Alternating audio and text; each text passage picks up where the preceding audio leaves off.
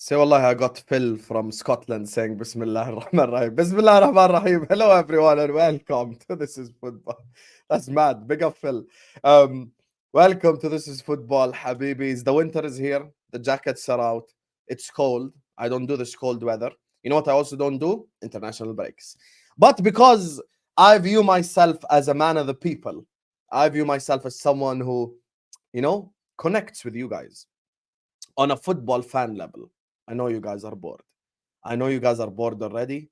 You don't want us to start no Hazard Salah debate. You don't want us to start no Gerard Lampard Scholes debate. Scholes don't belong in that debate. You don't want us to start no Drogba Henry debate. You know them international breaks. So today we're here to talk Premier League. We have got you covered with entertainment, inshallah, across this international break. We're going to give you so much content coming your way, inshallah. And today we start with Chelsea. The reason why I've decided to start with Chelsea is because they scored 8 goals in 2 games. We went from Chelsea not having a goal of the month contender to scoring 8 goals in 2 games, which is absolutely insane. Now, before we get started, whether you're watching this right now or on the replay, because there's 120 people of you guys in here, we ain't even started the video yet. Make sure you're all liking, make sure you're all subscribing to the channel if you're yet to do so. This is you watching me right here. Big up to all the people who joined from Footy Judgmo as well. Hit this X button and hit this like, yeah. I like my own videos. Fact. Hold that, because if we don't like you, who gonna like you? And speaking of someone who don't like, no, I'm just kidding. Ladies and gentlemen, first of all, W's in the chat for Vel for an absolutely elite thumbnail. Look. What an iconic thumbnail. And speaking of iconic, the icon of Chelsea YouTube, ladies and gentlemen. The math. Wow. Oh my days, I just said the math. The man, the myth, the legend. The guy that you guys all know. The guy that you guys all love. And a guy that I consider a brother of this platform as well. Because we speak a lot and we speak about life. And I'm always in his chat supporting him, despite him not answering my Snapchat calls when his team is losing. But joining us on the channel, of course, is the man, the myth, the legend. Man like Matisse is in the building. How are you doing, Matisse, man? Big up, brother. It's good to be back. I see the W's in the chat. I tell you, I don't go on Snapchat.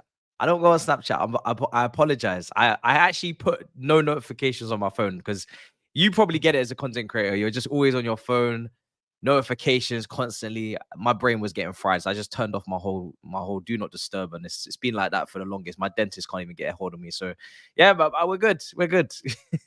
How you been? I'm good, man. Man said Snapchat call. Akhi, WhatsApp call doesn't work in Jordan. They blocked it. How can I call then? Yeah. It's my only app I can call it. It's the only app. I have no other choice. I have no other solution, Habibi. They blocked WhatsApp call in Jordan, and I can't call him using this either. So it's just no problem, no point. Can't call me using the trap phone. It's mad. It's so mad. I don't want to get in trouble. Anyway, folks, as I said, please do smash the like.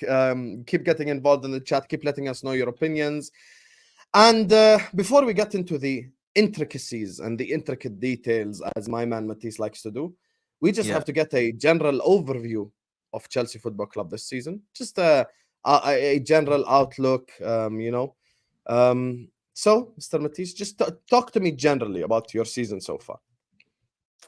It's weird, because I always maintain, I feel like we have performed better than where we're placed. Like some of the things that have gone wrong have been our own fault, whether it's decision making from the manager in terms of the team selection or in-game management, not taking your chances. So, if you don't take your chances, then you're gonna get bit quite hard in this league. But I do think the table lies a little bit. Like I don't think we're the 10th best team in the league this season. I honestly don't. I think we should be higher than that.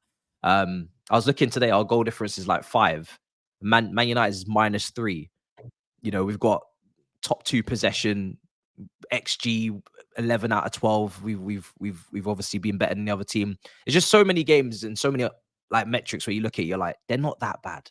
Like they're not great. I'm not saying we're great. We're not that bad. So I just want us to be in a nice European spot. I think that represents us. That reflects our performance a bit better. And yeah, then obviously we can start pushing for better things. But yeah, right now it's mixed emotions because you're 10th and you're like, this is not what it should be for Chelsea. It's that position is a joke, right? But the performances, especially the last week, especially the last game, very, very proud of the performance. So yeah, I think for me it's mixed emotions because as well as we're playing in certain games, there's also low blocks, and we know that's a big issue for us that will come up again. And yeah, there's things to improve on, but I'm not depressed, which you think I would be in 10th. Like if any other top team were in 10th, they'd be pissed right now. But I'm not pissed, you know? I'm just kind of just here in it. So this is the kind of thing I want to talk about, before like we're gonna get into specifics and stuff. But do you feel there's a sense of direction essentially? Do you sense that Chelsea are going somewhere, and now it's probably something you're not used to as a Chelsea fan, to be honest with you. But What? do you now feel there is a process that's actually in place, and like essentially there's a direction? Like you're not watching your team lose or draw every week, and you're going like, oh my god, we're headed nowhere. Do you feel there's a sense of direction with your club right now? Oh yeah, there's definitely a direction. Like it's been clear probably since last January that we're going down this younger, average age type of player in the squad, looking at potential, looking at ceilings, and not looking at what these guys can produce right now. We're not buying players that are ready made to perform at the highest level. So that direction has always been clear for ages. I think the manager coming in just doubled down on that because we know he's very, very much made his name on developing young players and improving teams and taking them from here to here, Tottenham and Southampton and whatnot. And not really maybe wanting to deal with those massive egos that he had at PSG. We don't really have any massive egos in our team. Our team's very likable right now. I think a lot of Chelsea fans will agree. The team is really likable. Like, you like the players. You really love the team. Like, you want that team to succeed because the personalities there, you definitely connect with. So in terms of direction, I can see it. But there's still obviously improvements that have got to be made along the way. What the plan will be when we come up against those teams that park the bus at Stamford Bridge. I think personally, most personnel will fix a lot of that. As long as we don't make any like bonehead errors in terms of selection, in terms of Disasi playing right back and Chilwell playing left wing. I think when you put Chelsea's team and they have their players back from injury like Nkunku, and you put a Palmer on the right wing and a Reece James at right back, I don't see how you can't get past that low block. Do you know? It's just like you've got the quality there. Reece James, since he's come back into the team the last couple of games, he's been brilliant, honestly. That performance against Man City, I wouldn't go that far Doku. personally, but Pearce, you're the Chelsea fan. You're the Chelsea. You don't think he was brilliant? You don't think he was brilliant last couple of games? No, I don't think Reece James has been brilliant. I think against Spurs, he was very wasteful with his passing. That's the thing that I felt like I just didn't think he was on it yet. That's the thing. And yeah, with the game he's still against playing City, at like 50-60%. Like, yeah, with the game against City, I thought he was very solid defensively. But going forward, once again, I just feel like when he gets into dangerous positions, sometimes it's just the cross isn't banging, the pass isn't banging. Like, it's not really going where it's supposed to. Like Really? yesterday, I felt like the danger was not yesterday, sorry, 2 days ago. I felt like the danger was a lot more on the other side, despite Cucurella's boneheaded mistake, which he probably fell for Haaland's kind of tricks and shit, like as a striker, because I don't even think it was a penalty. But I felt like all the dangers were going down that side, and Cucurella was a massive contributor to it as well. Like he would go forward. I think Sterling was incredible. Like Sterling had his best performance in a Chelsea shirt by far. So for me, you take a look at his performance, and that's largely why we were so good down that side. Cucurella going forward is he's not really a massive contributor. Like, he makes his runs, don't get me wrong. And there was some quotes on this recently where he is trying to improve his final pass and his final shot and whatnot. But in the opposition half, that's not where he makes his money. Like, he's just a defender. Reece James got an assist in that game, could have scored a free kick. I think it was a very polished performance. Like, Doku, and you guys have got them next. Doku's, he's meant to be a tricky customer. He absolutely dealt with him. So for me, I think that performance from the team was encouraging, man. When you go behind to Man City 3 times in a row, or three times in total at home with that pressure, and they come back every time, yeah, the mentality on that game was on point. So yeah, man, I'm very impressed. I'm very impressed with that performance, but It's a shame it wasn't 3 points. Just like the Arsenal game, taking positives, but need more points in it. And now, speaking of impressive and all of that, there's a guy that's in the middle of all of this. He's even in the middle of the thumbnail. Big up Vel, by the way, elite thumbnail. Like it's someone that we have to discuss when we're talking about this. And big up to Road King who sends in the super chat. Says, I always trusted in Pochettino, even when people were trembling after a bad result. Matisse, why did you change the intro music for your channel? The older one was dope. Up the Chelsea, and big up to you all. I'll let Matisse answer the second part of that question, but just kind of after he answers it, the Pochettino conversation. You've probably heard it within your own fan base. Poached out, Poch this, Poch that, blah, blah, blah, blah. Like you've probably heard all of it regarding your manager. I know you've been very pro Pochettino, but where do you sit with this whole manager conversation between yourself and your fan base in general? For me, it's never a conversation. Never has been. I'm obviously ready to criticize. You know, if he's made a blunder in a game, you know, he's made the wrong sub or he's not made the right team selection, or you know, he's obviously got to prove that against low blocks he's going to provide the solution. But like I said, when you look at the amount of points that has, you know, we've lost, a lot of it has been down to the lack of clinical nature in the back line, in the forward line. So many points could have been gathered, or individual areas at the back as well. Obviously, the Arsenal game dominated, should have won that game. Bournemouth, you know, some of the chances that were missed, 2v1s on keepers.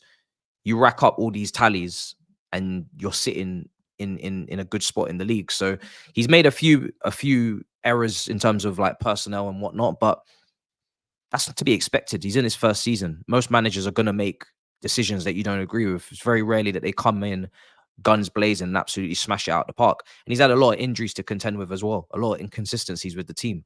So, you know, people were very like much on the comparison with Ange at the start of the season. I said, listen, what Ange is dealing with at Tottenham and what we're dealing with here is two different, completely different situations.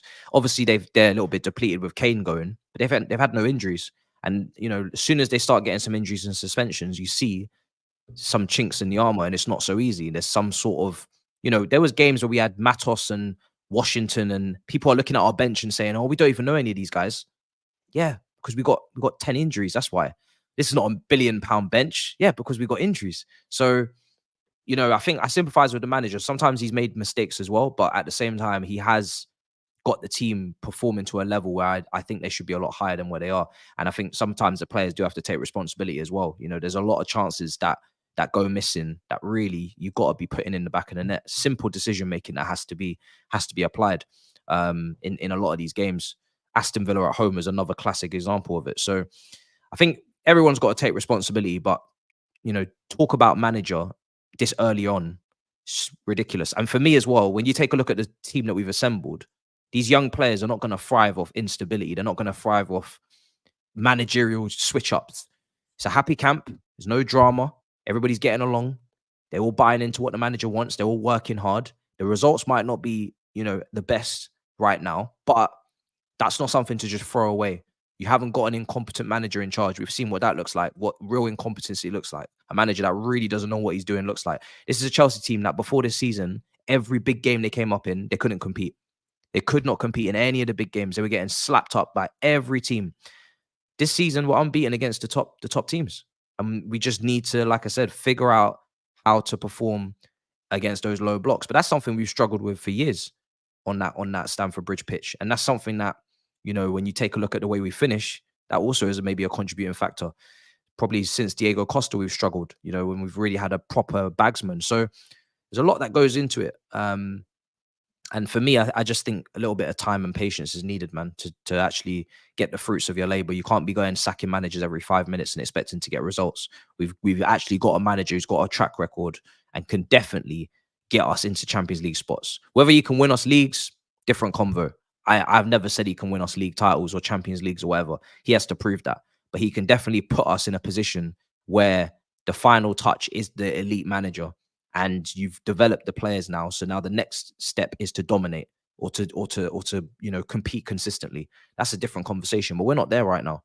We're 10th. So we need to go through that. And why do you change your intro music? Out of respect this? to Mr. Road King. Because life change. Do you know what I mean? Life change. We have to change things. I can't just, as a content creator, I don't know how you feel, but we have to entertain ourselves. It's not just, we're just not just entertaining you guys, we're also entertaining ourselves. We have to Fact. we have to make changes along the way. We have to evolve. We have to try new things. We have to show creativity. We have to do different things. Like if I just do the same thing and do the same shows every single week, every single year, I'm gonna get bored. So I have to switch things up. You'll know this as well. You have to switch things up. So got a different intro.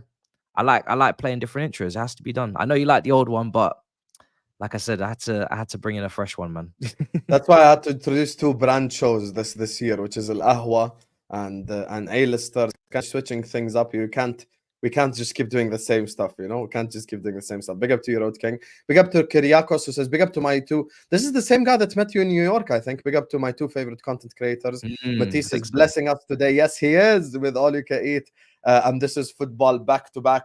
Listen, if you somehow live under a cave and you have no idea who this man is, and you're meeting Matisse through live guys through me, big up to you guys. Somehow you know me before Matisse. I don't know how, but make sure you go subscribe to Matisse's channel. Is in the title. Matisse right there. It's Matisse Armani right there. So go subscribe. And Matisse being on the channel is always elite, because you guys need to understand something. Speaking of entertain yourself, sorry, bro. Sometimes you struggle to get conversations going, Yeah, but this is never the case with Matisse ever. 100%, Like you could bro. talk for the next 2 hours. Like it's No just problem. yeah, it's easy. It's easy with him, man. He makes it easy for us. So with the Pochettino conversation, by the way, make sure you guys are liking and subscribing. See, you don't want to interrupt this flow to keep saying like and subscribe. I say it a lot. So yalla, hit the like button, subscribe. 450 of you in here. So with the whole Pochettino conversation, I think you've unpacked it well, 100%, and I agree with you. Now, the reason why I started with the sense of the sense of direction from Chelsea, because I feel like that is the kind of the foundational step headed into the Pochettino conversation. Because with Pochettino, and you probably know your fan base better than me, of course, and we spoke at the start of the season, and I told you, I feel like it's the correct manager but the wrong fan base. Do you still get that? As in, like, we're Chelsea Football Club, we're supposed to win, etc., etc. Do you still get that, or do you feel like people are understanding the direction that the club's headed in with Poch? I'm trying my best to, anytime that question comes up from my own Chelsea fans, is to just once again re-articulate where we're at as a club, because we've gone through a massive ownership change.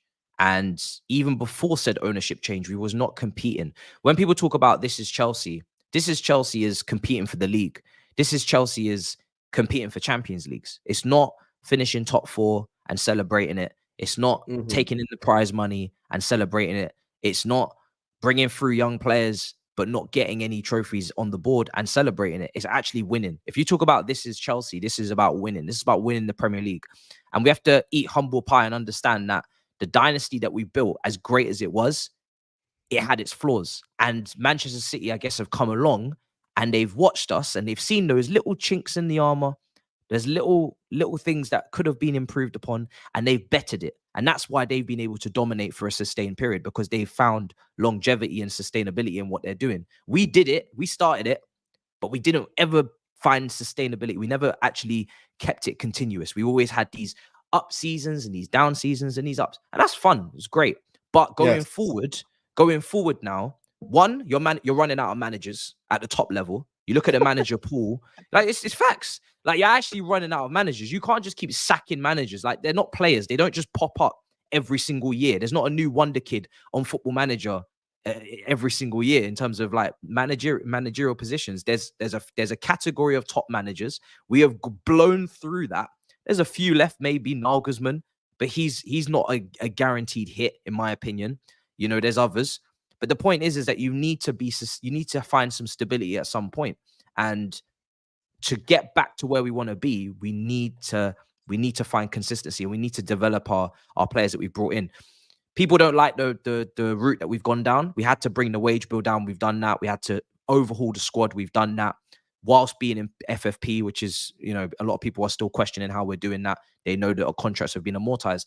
You can't do that by bringing in a Galactico, World 11 star-studded team, which is again difficult to attract anyway.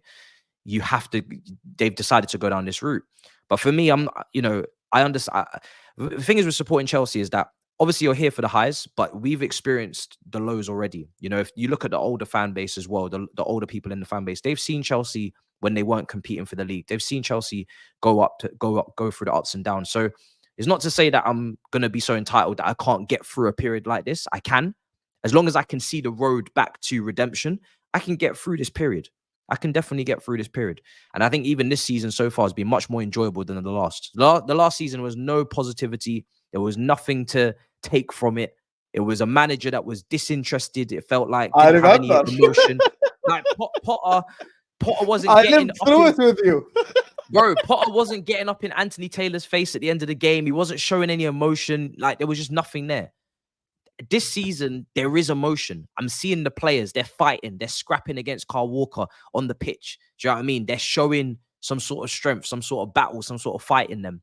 And the football, in my opinion, has been entertaining the last couple of games. Sometimes, yeah, it's a bit of a slog. But the football's been real good though. Because I don't think the football's been that bad, honestly. What you said at the start of the show, big up to, speaking of show, Joe, it rhymes. Big up to you, Joe.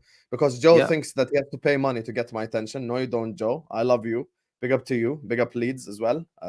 See you in the Premier League soon. With the whole Pochettino, you spoke about it at the start. You said about the whole XG and everything. And from the outside looking in, sometimes you don't believe it. But when you go into the detailed stats and you're like, chances created, Chelsea are almost top 3. I think they're top 3 actually, or second in the league. XG the same, shots the same, not shots maybe, but like most, like I would say probably 90% of the creative stats, you see Chelsea up there. So does it go back to the whole, to the whole thing with Pochettino, as in, is it just a personnel thing? Is it just a get him a Vlahovic and he scores goals? Or is it, Funny thing about Vlahovic is he has less goals than Jackson this season. You know what I'm saying? I'm not going to go into that now that he scored against Pearce and he scored. I'm not going to go into minutes played and the important metrics in that comparison. I'm going to be shameless. I'm going to tell you Jackson's got more goals. So I remember Flawless was like, "Oh, you don't want Vlahovic." I think Vlahovic has been injured again this season, hasn't he? That's why his minutes are down. I think he was injured. He picked up another injury. Listen, we still need a striker, but I'm here for Jackson's. I'm here for Jackson's journey. I think it's not. Is it a personnel thing? For me, it's too soon to say because there's a lot of players that are still to come into this. We've not seen Lavia make his Chelsea debut. We've not seen Nkunku make his Chelsea competitive debut. We've not seen Carney since the West Ham game. He's a very good player for us as well. So there's still so many. Badia Shill's coming back. He's a great centre back, another player to add to this. So there's so much more to add to the team that is already in the existing squad that people are forgetting about. And who knows what Nkunku could do to change Jackson's fortunes in terms of the way he plays, etc. So once I see this team actually together for, I'm not expecting to never have injuries, but key players like Lavia, like Nkunku, once I see Badia Shaw, once I see these players in this team that we're building on already, then I can say, okay, this is what we need to go and get. I think the striker position is always just going to be a question because we've got 2 inexperienced young players there that have got a lot of pressure on them, and they're still developing. They're still quite raw. Whereas you'd probably need a bit of balance and go and get a top striker to balance that out, just so they can also teach on the training pitch. I've said it so many times. You've got Azpilicueta to Reece James. Reece James and his dad has spoken on so many times how Azpilicueta helped him become what he is at Chelsea now because he had that person in training to learn off, Giroud with Tammy Abraham. So we don't really have that for Jackson and Broyo. So I think some balance there would be good. But yeah, personnel-wise, I believe in this group. I've always said from the start of the season that the team's talented. There's a lot of talent in the group. So I don't think the personnel is a big problem. I think there's just little things that Poch can do just to tweak it. I think it's good to see a left back playing left back, right backs at right back, left wingers at left wing. Just back to basics almost. And I think fine margins. But you really had enough of Graham Potter. I can smell it. Like listen, Graham Potter, yeah. It's become like the measuring stick for the badness. Like that's what not to do. Like type thing. Like every time, because you guys, you see, I worked with Matisse the whole of last season. I remember exactly they used to say week in week out. Play players in their position. He used to say that. Play players in their position. Oh, bro. bro. He Yeah, said it this was probably tough. 500 times last season, It was man. tough. Can't let you But like big up Potter, man. the Big up thing Potter. is with Poch, right, is that I'm not sure. Actually, I am. I don't think the last window was like his window. Like he would have, green lighted a lot of the players. I'm not saying he doesn't rate them, but it was very much the board are making the signings, which I don't mind. I don't want the manager to have full control over the signings. You look at Man United with Ten Hag. Look how that's gone. Like they're not scouts. Do you know what I mean? You need to have a board of recruitment. You guys had it with Edwards. Klopp was advised. I want Poch to have have advisors, and they've had a great, time scouting in Brazil. They found some really good gems. André Santos, all these guys. So I want him to keep doing that.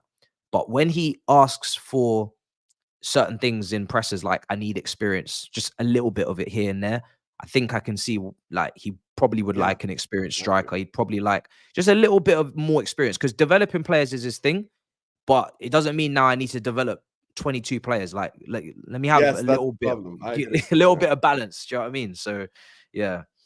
You need like maybe a 3 or 4 James Milners, or Thiago Silvas, like just players who have been there, kind of done that, who could help the youngsters around them, as you just described, with Reece James as Peliqueta. Broha doesn't have that. Jackson doesn't have that. It's not really something that's there in your squad. And before we get to the players, big up to Lambs, who says Kyle Walker never wants to see Sterling again. Hey, you know what I called him in that game? I called him Neymarling, because he just put on a performance that makes no sense. Raheem Sterling was on some next level stuff against City. I don't know what it is. I don't know what he ate pre-game. I don't know what he smoked pre-game. I don't know what everything he done pre-game. Do that again every time, and he'll be successful, because he decided to just suddenly out of nowhere just bring out the dribbling side of himself, and he just kept attacking Walker. Yep. Nutmegs. He destroyed Kyle Walker that game, to be Bro, honest with you. best game he's played for Chelsea, hands down. Like 100%. I was shocked. I'm not gonna lie, because you look at Walker and you think, okay, that's the best right back probably in Premier League history, right? Or one of, and you're thinking, I don't want Mudryk to come up against him, because I don't think Mudryk is polished enough to play against Kyle Walker, because you can't just outpace him. Like you need to do more than that. So I always wanted Sterling to start this game, but Sterling's been very hot and cold at Chelsea. Like he'll dribble past 3-4 players, and then he won't make a 5-yard pass with someone right next to him on a counter. So it's very difficult to judge Sterling. But this game, cleaned house. He was cooking. And yeah, when he plays at that level, he's an undisputed starter. You said he's the best game in a Chelsea player, in a Chelsea shirt. Sorry, I think it's his best game probably the last 3 years. Because remember City, the last year he wasn't really that good. Yeah. I think you're right. You could Honestly, say I best think you're game right. in a while. Like he channeled in the old school Sterling. Maybe he's had the good talent performances. Sterling, who was excited to dribble past people and stuff. Yeah, 100%. He's had good performances, but I think that was a great performance, I'd say. That one. Okay. And big up here to Sulaiman, my brother. Thank you so much for the super chats. He said, do any of these players see sometimes let the content creator dictate tempo. I'll never ignore you. But you see, I just wanted to shit on Kyle Walker first before we get the deep conversation going. So 550 of you in here. Make sure guys are liking, make sure guys are subscribing. Big up to you, Sulaiman, for the super chat. Dear. Everyone hit that like button right now and subscribe to This Is Football, because this is kind of next topic here I just kind of want to move into, which is the player side. Because me and Matisse have spoken about direction. We've spoken about manager. Now we have to mention personnel. Because it's not live, as we all know in football clubs, Matisse asked me all last year, Mo Salah, Van Dijk, Alisson, Husam. I'm like, listen, they're surrounded by crap. Give me good players around them and we shall see. So personnel matters. Do any of these players walk into the first 11, Matisse? Nkunku, Chilwell, Fofana, Lavia, Chukwuemeka? And when you answer, I also have a follow-up question about Nkunku. But go ahead, tell me your thoughts. Well, to be technical, nobody's walking back in purely because we're managing the injuries very carefully, and I think we should, right? All these guys on this list are long-term injuries, so nobody walks in because they've got to take time, rehabilitate. Same as Badiashile, because we don't want any reoccurrences of those injuries. So I don't want any of these guys, when I hear they're fit, they go straight onto the bench, yeah, because I need to have the confidence of your match fitness being where it needs to be. But in terms of starting 11, Chilwell, I'd say no. I don't think so. I think Cucurella has been outstanding. He's had a really important kind of he's kind of had a lovely arc of just improvement now, where defensively he's really quite solid, and he's imposing himself on the team. Personality, he's putting it on the team as well. So I'd say Chilwell, no. I think that's always been a position that's, you know, up in the air and debatable depending on performance. I don't think Chilwell's the perfect player as well. He's got his own weaknesses as well. Fofana, I would love to say yes, because I think, but that's me thinking of the Fofana from Leicester and the Fofana when he first came to England, and that was an incredible Fofana. Like, he was he's probably the man of the match in the FA Cup defeat to Leicester, where we lost and Tielemans scored that rocket. Fofana was definitely, for me, one of the best players on the pitch. He was unbelievable. And the thing is with Fofana is that he's so quick. He's the defender that changes the way that we play that high. We put that high line out there and actually push up the pitch, make ourselves more compact. And is he the Van de Ven of your team, basically? Probably, yeah. Because like right now we can't push up the pitch too much because our centre backs are not the quickest. So it leaves more space in the middle to cover for Enzo, for Gallagher, for Caicedo. Whereas if we had Fofana, if we had quick centre backs, we could push up. Obviously, the keeper would have to be exceptional from a sweeping keeper standpoint, but we'd be able to be a little bit maybe more compact. So I think Fofana would be brilliant, but what version of him are we getting? We don't know. So I'm not going to say he walks back in, because again, he's still got to prove it. I think the only player on this list is Nkunku, to be honest. Nkunku walks back in, to be honest. When he comes back, he'll find the spot. I don't know where, whether it be in the 10 or it'll be a striker. He comes back in, but I think everybody else, Lavia, Carney as well. You can't take out Gallagher. He's been your best midfielder. You can't. No, you can't. You can't take out Gallagher right now. The thing is with Gallagher though, is I think Gallagher, even though I'm happy to admit that, you know, I was maybe too harsh on him, we shouldn't sell him. No problem. I was happy to take the 50 million, but he's proved me wrong. At the moment, this guy, he's worth more than just 50 million. He's actually quite a special profile to have, so no problem. But I would still not go as far as to say he's critical to every single game. Like, I think he's a tactical weapon, whereas I saw someone else tweet this today. In the big games. In the games where you're not going to dominate possession, in the games where you know there's going to be a bit of space potentially in behind, or you can counter press if they're building out from the back. But if it's like a game at home to a low block who are probably not going to play out from the back, I'd look for a different profile, and I'd probably leave him on the bench. I'd probably put a Palmer in the 10 instead, and I'd bring in a Sterling on the right. Palmer been cooking, to be fair. I would go full throttle. Against those low blocks, we need every single person to just be able to create something, regardless. And I'm not just talking about, you know, transitions and counter pressing. I'm talking about you receive the ball and you can do something special. So Nkunku's going to be there. Palmer's going to be there. Sterling's going to be there. Let me ask you a question about Nkunku before I forget, because this is the one thing here that we have to talk about. And I feel like it's related to the other thing. So I'm going to just connect them together in one question so we could bang out some tactical talk. Here's the thing with the whole Nkunku thing. Do you think there's like you're expecting too much of Nkunku, because he also is a youngster. He also is someone who needs development. He's not someone who's like you wouldn't really say Nkunku's like the how do they say it in English? The full, I think is Nkunku not, he's like 24, 25? Yeah, but he's still gonna develop. What do they call it? Matisse, he's 26, like, bro. This brother's old. Nah, you're old, bro. Nah. Not ready-made. There's a word for it, like the finished article. That's what I've been thinking about. Like, you know, he still needs time. He needs time to come in this team and influence it. Do you think they've been talking about Nkunku as this like messiah who's gonna come in and save everyone, you know, kind of in the forward line? And it relates. Hold tight, because we're about to bang in another player in this. Enzo Fernandes. I'm not even gonna give him Fernandes. I'm gonna give him Fernandes, because he's not playing like Fernandes. He's playing like Fernandes right now.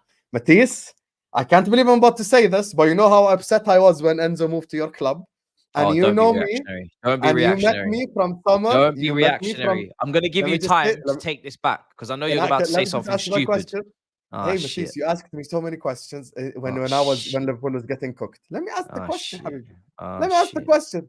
So, you know how badly I wanted Enzo. You was there when he was at River Plate, and I told you about Enzo. Now, this is a player that there's conversations happening within your own fan base. It's not for some. It's not for some. So ignore them, bro, please. So what makes you so certain that when Nkunku come back, it's not Caicedo, Gallagher, and Nkunku? Because Enzo hasn't shown That's his not ability yet. balanced. That's not balanced midfield. Gallagher's playing the way he's playing because he's playing high up the pitch. These are all The Chelsea day, fans, by the way. the day we move Gallagher back into the double pivot, we clearly are not. We're not watching football. Like, this guy needs to Oh be my God. left. He needs to be left alone in the position he's playing in. When you watch Enzo and you watch Gallagher, they're doing two completely opposite jobs.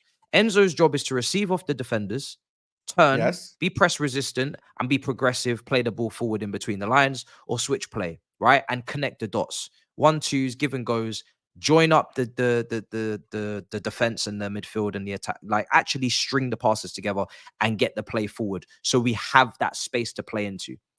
Gallagher, I don't want Gallagher to do that. Why would I want Gallagher dropping into Enzo's position, picking up the ball to centre backs, playing 1-2s, give and goes, and then passing it advanced? No, Gallagher's making a name for himself right now, pressing the living daylights out of defenses, making more recoveries than anybody else, winning the ball high up the pitch, and then being able to spring, turn, and play those key passes and take those shots from outside the area, which he did against City. I don't want Gallagher playing where Enzo's playing, and I don't want Enzo playing where Gallagher's playing. So there is no comparison because they're two polar opposites. If you watch the players, they couldn't be more opposite. So I understand the need for, him versus him, but I only do that with players that are similar stylistically and playing the same position. I don't compare holding midfielders with tens. I don't compare deep line playmakers with counter pressers. I don't waste my time because they're not the same player. You need both. So it's a balanced midfield. If anyone's gonna have their position taken right now, it might be Jackson up front, or Nkunku could even maybe come off the left. You never know. So for me, Nkunku, when he comes into this team, he's coming in to add finishing to this team. He's coming in to add goals to the team. And I don't think there's a pressure on. There is maybe a pressure because he's been mentioned a lot of times. I hear what you're saying. But when he comes into this team, he doesn't have to do everything. It's not like as if our attack is reliant on one person. Cole Palmer is very instrumental. He's contributing. Raheem Sterling is contributing. Mudryk a couple of weeks ago before he got his knock was contributing. Gallagher is contributing. So when he comes in, he's just adding his attributes to the team, like finishing, like movement, like anticipation, the things that we lack. He's adding. He's only adding. He's not here to run the show. I don't need Nkunku to run the show. I've got Palmer. I've got other players. So for me, it's a team. That's how it has to be. And everybody's got to chip in. There is no one player is going to change everything. Just like if there was one certain player that went and got injured, it would change everything. I wouldn't expect it to. It should be a team that's. So you don't going think out that's there. too much pressure on Nkunku? Because like I feel like he's kind of dubbed as the guy that's gonna come back and save the entire attacking situation. Because here I see saying Nkunku for low blocks, which I hear. I think Nkunku is very talented. That's another player that He's I very, wanted. very talented, 100%. But I don't like. Do you think there's too much pressure on him to now come up and change stuff for Chelsea? Because he still needs time to adapt to the league, needs time to adapt to Poch, needs time to adapt to the system. All of that is constructive conversations regarding his time in the Prem. Yeah, I mean, listen, he had a pre-season with us, so he has played with us. So it's not like as if he's playing with these players for the first time. Maybe Palmer, but not the rest of them. Is there too much pressure? I think we can only determine if there's too much pressure if Pochettino throws him straight back in, which I don't think he's going to do. If Pochettino does what I think he's going to do, which is he takes his time, he comes off the bench a couple of games, he's slowly integrated, then there isn't too much pressure because no one's expecting somebody coming off the bench to change the world. Nobody's expecting him to be the man in a match coming on for the last 10, 15. So he'll have to build up his minutes incrementally, slowly. And then after that, he can start. And then, we will expect things from him because he's 26 now today and he's a quality player and he's been spoken about. But also, we didn't even need anyone to speak on him. We are excited for him to come back because he's a very, very good player. And we know he can score goals. So, and technically, unlike Havertz, unlike Werner, and I will stick my neck out on the line, I'm not afraid of the Bundesliga kind of tax because I can see physicality in his game. I can see dribbling. I can see, I can see a wide range of finishing, free kicks. It's not like Havertz and Werner where they they played great out there, but they were very fragile individuals in terms of their build. They weren't able to take the physicality. And then when you take a look at the dribbling, it's non-existent from Werner. We knew that, but Havertz, I mean, that man doesn't dribble past anybody either. So he's just got a wider. You guys love just sending shots at Havertz and Mount whenever you can. Like, yes, we love sending shots at Havertz. Every Chelsea fan I work with has got to mention Havertz and Mount. Husam, do you want to know why? Because when we were selling players in the summer, there was this weird. This is what Chelsea fans really we couldn't stand. There was this weird narrative, right? Last season we had too many players. We all knew that. Way too many players. There was people playing Nintendo DSs and PSPs outside change rooms and Mario Kart and shit. No one could hear the tactics. 10 different languages being spoken. Way too many players, right? So we have to sell players.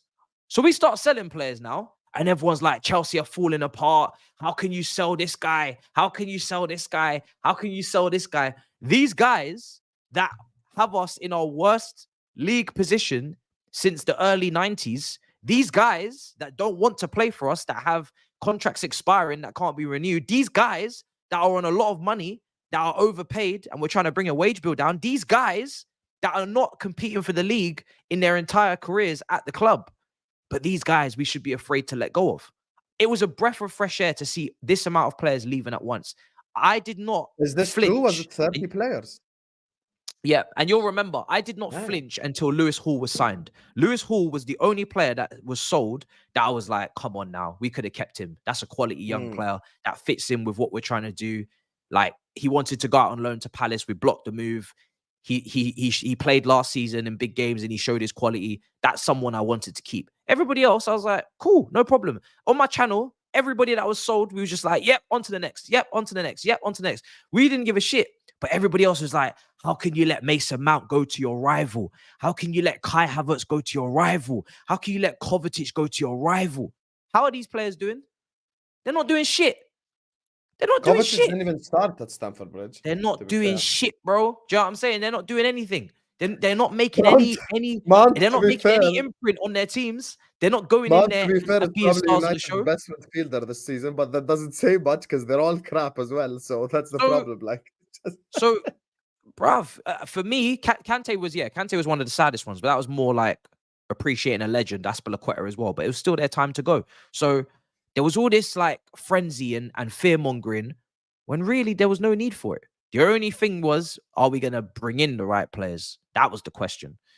And, for many of them, it's too early to say because they're still young and they've only kicked a ball for 12 games. But so far, there's not really too many problems with the signings. I think they just need to keep developing and keep improving some of them. But for what we got, I'm pretty happy at the moment.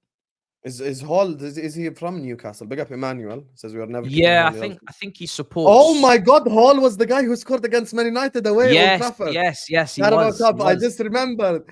I kept thinking, where did he score? Husam? He scored against United. He's a good player. Yeah, I think his family support Newcastle. But the thing is with this one is that players always support clubs that you'll never be able to envision them playing for, right? So, for instance, Joe supports Man United. Yeah, Sterling, Man United. Joe Gomez supports Arsenal. When he was younger, I remember him supporting Arsenal. All these players, they all support different clubs. That up on the spot? No, I didn't. No, I don't. The reason why I mentioned him, not a big name, because I went to school with him, so I actually know he supported Arsenal because he was in my class. He supports Arsenal, but it doesn't matter because it doesn't matter who you support in football. The whole point is you're trying to navigate a career. Newcastle might have showed interest, but if we really wanted to keep him, we could have loaned him out to Palace and Newcastle go away. And then Newcastle sign a different left back and suddenly they can't get Hall ever again or anytime soon because the squad's complete. So it wasn't like he has to go to Newcastle. It was the money's good and yeah, we're going to take it and we're going to let that one go. So yeah, that was the only one I was disappointed about. But apart from that, I'm pretty cool. So now, speaking of pretty cool, you're about to get pretty hot right now because you have not answered my Enzo question. So we have to talk about Enzo. Matisse, let's not do this. Matisse, if this was all you can have Chelsea, or if this was the 11 a.m. stream with the Nunez, with Monk, is Miz it? and Baba, yeah. And Nini, yeah, with We Baba, just spoke about this earlier today, and I said the same thing. So just because it's a Liverpool fan asking it, you get annoyed. No. Hold on. No. So let me I ask you. I stuck up for Enzo literally 2 hours ago. Same situation. Okay, the tweets are, we have not seen. Where were both of you for the Champions League 2012? I was in school, brother. I 2012. was. Well, I would have been in school as well. Yeah. That was my last year of school. Last year. I was in school. I can't remember where and what I was doing. Which grade? I just remember crying. Yeah, that was grade 12. That was my Where last was year I? as well. Shit. That was. I think I was at home. Yeah, I was at home. I was watching it at home, and I definitely bawled out tears that day. Yeah. But Yeah, me and Matisse are both young, bro. We ain't no very young. 30-year-old. Yeah, I was balling out. Ends. I was balling out tears. I was in primary school. I think I was just coming towards the end of primary school for the Man United Chelsea final 2008. So I remember going in the next day, and we'd obviously lost the title to United that season. We'd lost the FA Cup, I think, to them as well. What did we do? No, we beat them in the FA Cup, I think. Yeah, we beat them in the FA Cup, but we lost to them in the Premier League last day of the season. I think Bolton, we drew 1-1 at Stamford Bridge. They won it on the final day, but they were probably going to win it anyway. And then Champions League final in Moscow, we lost out on penalties, and I had to go to school the next day. I think I was in year 6, maybe. So that was painful. But yeah. 2012 was good though. We enjoyed. No, you weren't in year 6. How old are you right now? Tell me. I'll tell you exactly. 26 now. 26.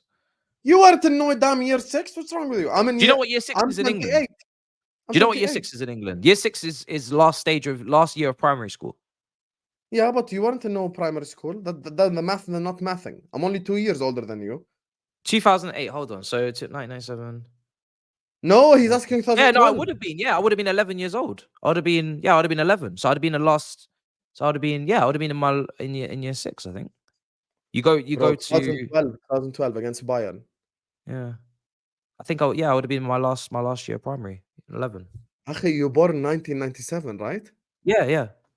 Okay, 1997. So in 2010 you were 13.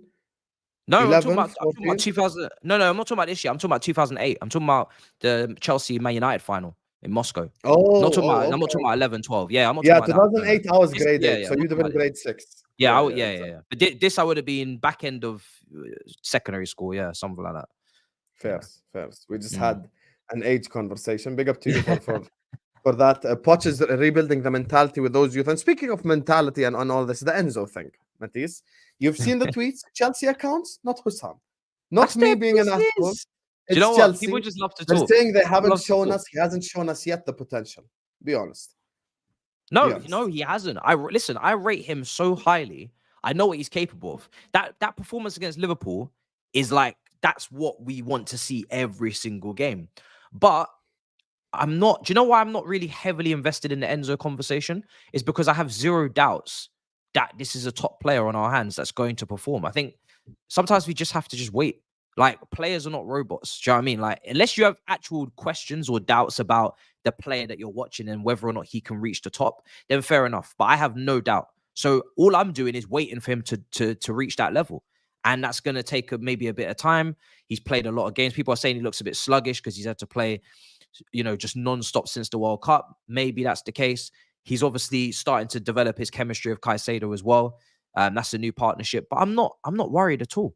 Like, I'm not worried at all. People are saying Pogba. I rate Pogba very highly as well. But maybe in the end, Pogba. I mean, first of all, I don't think Chelsea are going to go down the route that Man United went down when Pogba was playing for them. But more importantly, Pogba in the end, I still rate him. I really do. I think he's one of the best. Yeah, look where he is now. I know. But I don't think Enzo. I don't think he's gonna crack like that. I don't think he's gonna crack. To be honest, I think mentality-wise, I don't have any question over Enzo. Like, if anybody's watching Enzo and questioning his mentality, then fair enough. But when I'm watching Enzo, I'm not questioning his mentality. I don't think you're questioning his mentality. I'm questioning what I'm seeing on the pitch as a footballer. Ability. Can I ask you, what are you seeing that you're not liking? Like, what are you seeing that's like worth a conversation about? Okay, I think from the start of the season, you could honestly say he's been Chelsea's worst midfielder. I think Caicedo's played better this season. I think Gallagher's played better this season.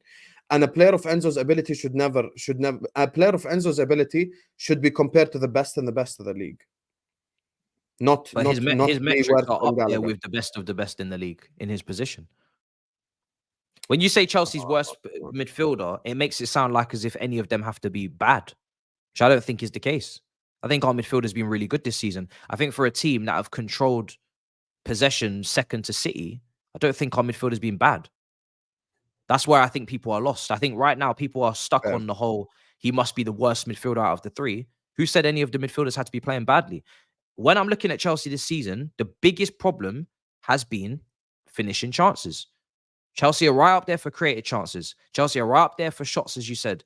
He's right up there for every single passing metric you can possibly ask a midfielder to be up there for. The only thing people want from Enzo is to score goals, and I think his long shots need to be definitely better.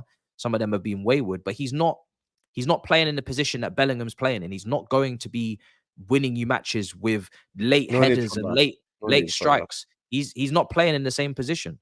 No, it's true because people. That's what it is. That's what it's truly about, right? He's not playing. People have got two midfielders in their head. They have Rice or they have Bellingham. If you're not doing either of what those two are doing, then you're doing nothing. And that's just not how the midfield works, whether people like it or not. Do you know a player like Enzo would have been much more appreciated before this very heavy GA-centric era? If you had taken this player and put him back 15 years, no one would even bat an eyelid about what he's doing. No one would ask, what is he doing? But because people don't see... Szoboszlai doesn't have GA and he's appreciated. Like, Szoboszlai got less GA than Gallagher. We're acting like Enzo doesn't win the ball back for Chelsea. We're acting like as if Enzo doesn't get stuck into challenges. We're acting like Enzo doesn't play passes through the lines, like he doesn't build up play, like he doesn't switch play, like he doesn't have every pass in his locker.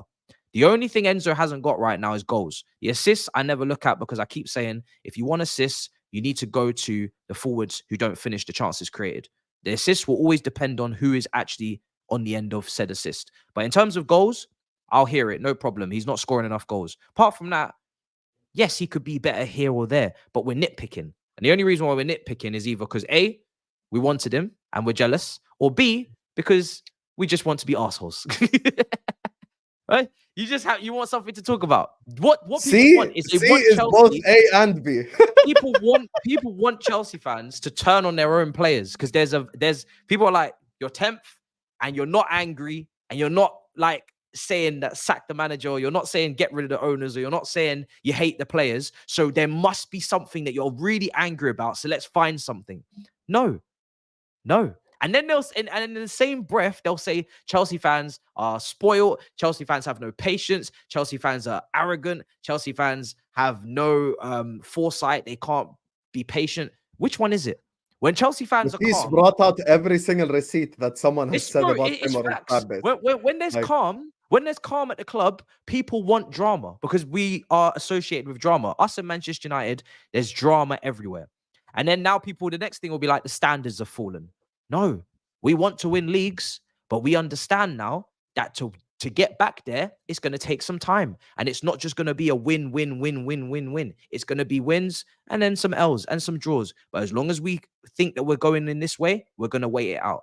And that's exactly what Liverpool fans had to do when they had Poch at left back and Stuart Downing at left wing. That's exactly what Man United fans are having to do right now. Why do you send shots and then you smile like you've done nothing? Shots because...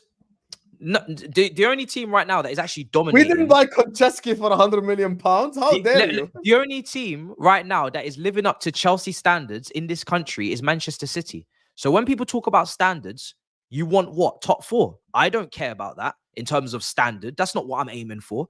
Yeah, this season I am, but long term, that's not the standard. So if people want to have a celebration about top 4, I don't give a shit. I want to win leagues. The only team in this league, Chelsea standard, is Manchester City. If you're not Man City, you have work to do because this league is getting dominated by one club, not any other club. The rest of you can be bridesmaids. You can be flower girls. You can be on the invitation. You can sit at the table. You're not doing anything. You're not winning consistently. Let me get the DM this January and I will make sure I'm not the bridesmaid. But 100%. Speaking of the future, that's the final segment I want to go to. But let me just read these super chats here. Mo says, how about that? With 100 million Ukrainian electric bench heater. What have you made of? First of all, that is the craziest slander name I've ever seen my whole life. I appreciate creativity. Like when it's insulting, but it's creative, fairs. What do you make of Mudryk? Because this guy, now you're going to tell me I wanted him? I don't need left wingers. honest opinions on Mudryk. No, brother. I know you didn't want him. First of all, the price tag is incorrect. Let's just be honest, right? It's football. This is football. It's not called This Is Agenda. This is football, right?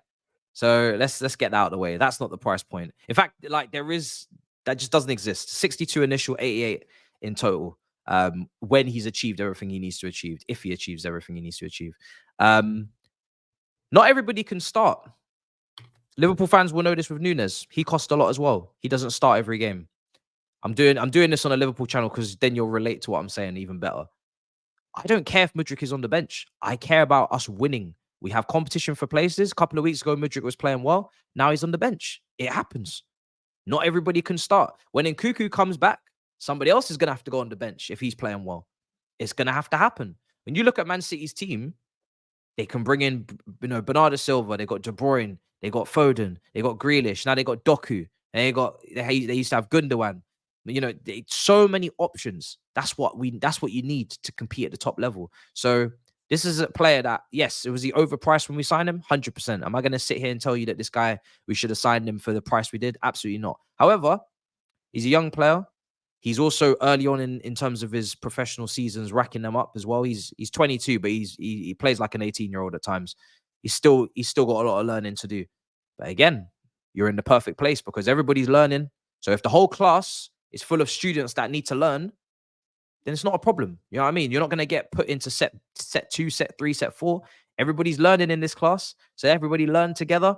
We rise together. That's what we're doing, isn't it? We'll see if it works. But it's not like you're in a squad of seasoned veterans who are producing the goods week in, week out that are performing, and you're the one that's just over there kicking rocks on the bench. Sometimes Mudryk will play well. Sometimes he won't. I'm not stressed about it. I'm very calm.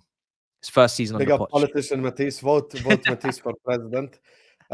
Big up to Badr says, let's have it right. Gremlin on Ted Lasso's payroll. I can't do that accent. I'm from the deserts, Badr. You know this because you're also from the deserts, so I cannot do that accent. But thank you for the super chat. And finally, Ricky. Yo, I was gonna read something mad there. Ricky Proctor, who says, big up, guys. Big up, big fan of both of you guys and your views. Big up, Ricky. Man like Ricky. Thank you so much for the super chat, Habibi. Thank you for all the love. Look, final segment, you guys. 700 of you in here. Make sure you guys are liking. Make sure you guys are subscribing. Keep getting involved in the chat. So, the future of Chelsea. This is the final topic before we let you go, my brother. Where are Chelsea headed? Short-term future, long-term future, because you spoke about the managers, you spoke about the players. So, like, if you could just tell me about objectives, what do you expect, etc. Just kind of the future of Chelsea. This season, it needs to be Champions League football. That's where I see it. That's where I rate this team. I think this team, for the talent that it has and the manager, it should be in the top 5. And I think top 5 will get you Champions League, as I've said all along. So, yeah, for me, you need to be hitting Champions League. I know a lot of people will be like, don't think so. That's a way off.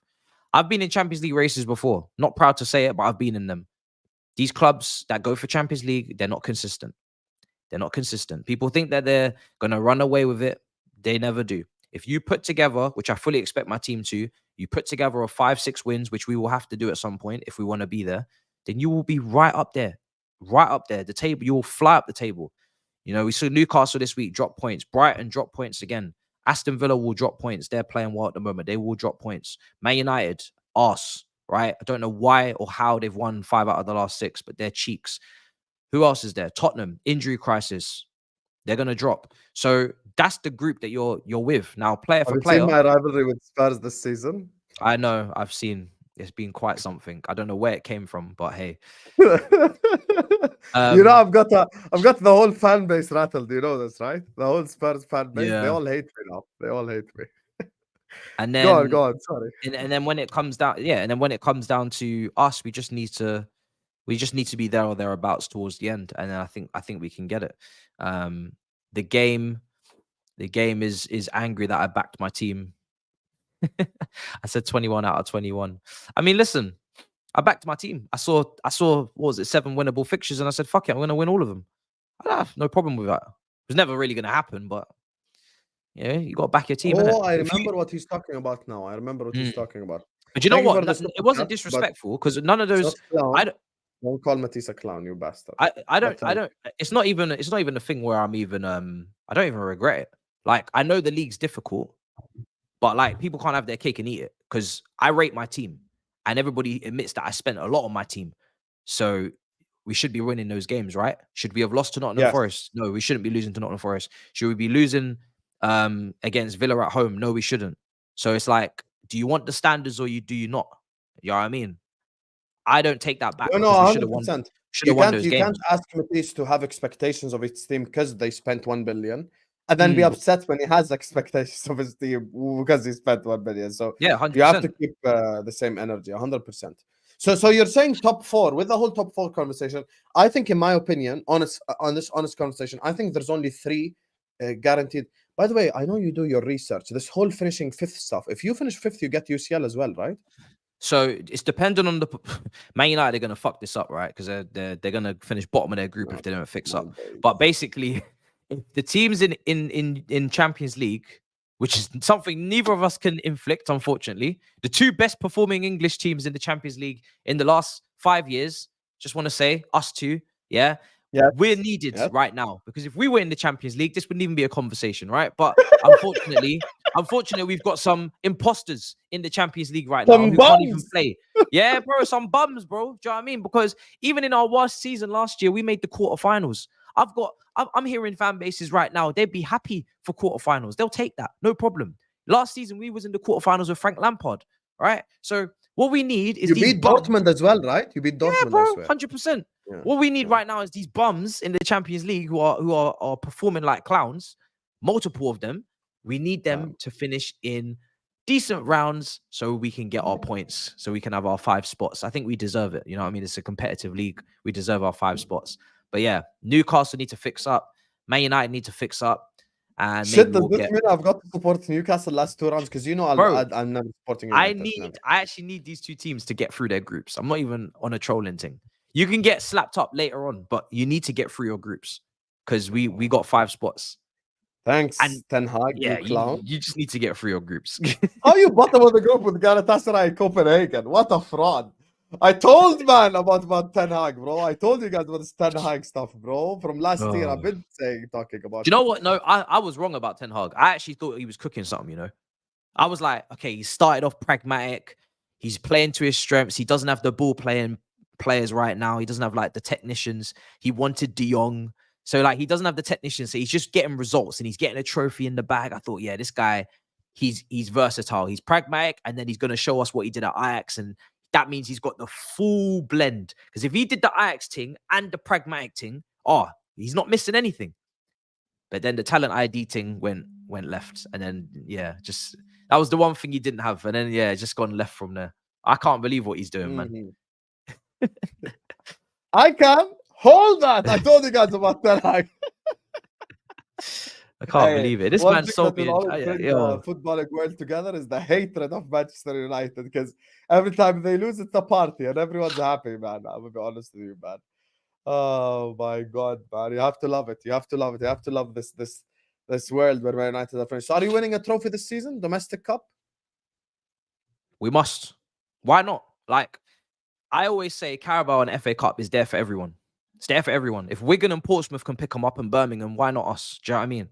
100% we need to try and win a cup. Who's in the Carabao Cup left? There's not even many, like, a lot of the big hitters have been knocked out already. It's just, I think it's us and yourselves, right? City's out, United are out. Arsenal. Did Arsenal make it through? No, Arsenal lost to West Ham. Arsenal are out. So we've got Newcastle, you got West Ham. I think those are the top 4 teams left. Everybody else is Exeter's and Cambridge's and shit. Here we go. Another Wembley final of the penalty shootout. Hey, here we go again. Hey, you already know. You already know. You know, I made a promise last time. Remember, before the last Chelsea game, I'm like, if this is a draw, I'm never hyping up another game. And I will stick by that promise. Liverpool, Chelsea at Anfield, I'm going to say it's a draw, and I'm not even going to preview. I'm not going to talk anything. There's nothing to talk. Guys, it's a draw.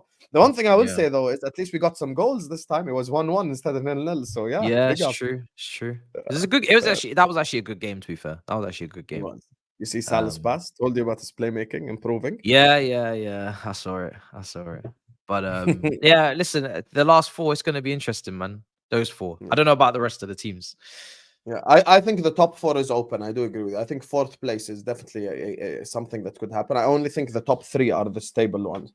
Like everyone is going to agree without being edgy that Liverpool, Arsenal, or City are going to be in the 3 positions. So it's just about that 4th spot. Yeah, And I 100%. don't think Ainge is Arsenal, guaranteed City, it. and that's the one thing I got wrong. I tried to prop Man United up there. Flawless clocked me. He was like, "You're being so shameless. You don't rate half of this team. You're just trying to put pressure on us," and it didn't work. This shit. But Liverpool obviously are there, and then Arsenal and City were always going to be there. So I hope it's a good title race. I still want Man City to win it over you two, but I do hope it's a good title race, at least some drama. But we'll see. Yeah, 100%. 100%. Have you I seen don't know my if you guys win it, will I really be that affected? I don't know. Didn't I tell you about this all we don't care about City thing? Didn't I tell you? See how I now still like don't want you to everyone's win it over developing City, a but pinch of hatred. I really would prefer you win it over Arsenal. Like Arsenal can't win it. Can't win it. So No, I hear that. I hear it's that. City, then Liverpool, then Arsenal. Have you seen my Spurs Wolf Ranger edit? No.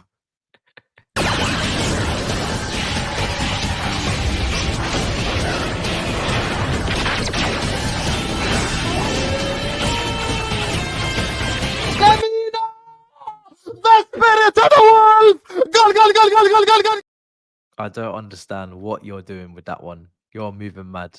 Wolf Ranger, hold that. Wolves, man, they got the dunked on Spurs. I just hate all the Ainge glazing this season. But anyway, listen. On that note, ladies and gentlemen, we end it on a positive note because I know he hates Spurs. So we just hate Spurs together. So big up chat.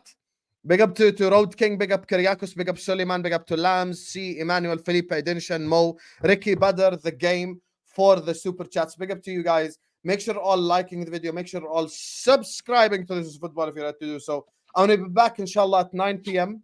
I've got the Man United review with Terry. We're going to talk about Ratcliffe. We're going to talk about Qatar. We're going to talk about Ten Hag. All the different Man United shit conversations. Tom Little, you are the dumbest Liverpool fan I've ever spoken to my whole life. I can't believe you actually want Timo Werner when we have Nunez. Imagine Nunez and Werner up front. Please, brother, rest. Do you understand? Anybody that wants him back, listen. If Kai Havertz hasn't taught you enough, man, don't do that. Mo Salah would be on 28 big chances created, 0 assists. That would be fucking the worst thing in his life. You know, if Nunez scored all the damn tap-ins, Salah would be on like 9 assists. Do you know where Timo Werner needs to go? He needs to go to like a Wolves, or he needs to go to a team that are guaranteed to get plenty of transitions, like counters. Like he needs to be like Leicester's Vardy at one of these Midlands clubs or something. If Vardy at least could finish. Yeah. Werner might, maybe he can find his finishing again, but he can't play for no top team, man. None of the top 6 teams or anything. We've been saying that 5 years. Hold that, Tom. You just heard it from the lion's mouth. So Matisse, my brother, thanks so much for joining us. Chelsea review. It's been a pleasure always sharing the screen with you. Where can people find you, bro? Yeah, man. MAH 3 letters. I put out a video there a couple hours ago. Player ratings. It's a bit delayed, but I thought it's international break. We may as well take our time with the content. So player ratings for the City game. And yeah, probably going to get back to my career mode, because I know a lot of people have been asking for the career mode. I'm going to try one more time to not get my team relegated. Chelsea's team on FIFA are just shockingly shit, man. The ratings are just... Cole Palmer's 67 rating. Like it's just fucking atrocious. It's the same stuff with Lewis as well. Lewis does a career mode and he's like, yo, I've not had a win in 4 months. I'm like, yo, I'm gonna have to. The final attempt is gonna still be on world class, but I'm gonna open the window because I need to sign players. I tried to do it with no signings in the summer. Team's too shit, man. I need to make some signings. Team's horrendous. Big up, man. Big up. Love you all, man. Make sure to go tune into Matisse's streams. I can't lie to you. I'm always in the chat, man. Love for the love, Habibis. And we'll see you guys back at 9 p.m. inshallah. Peace out.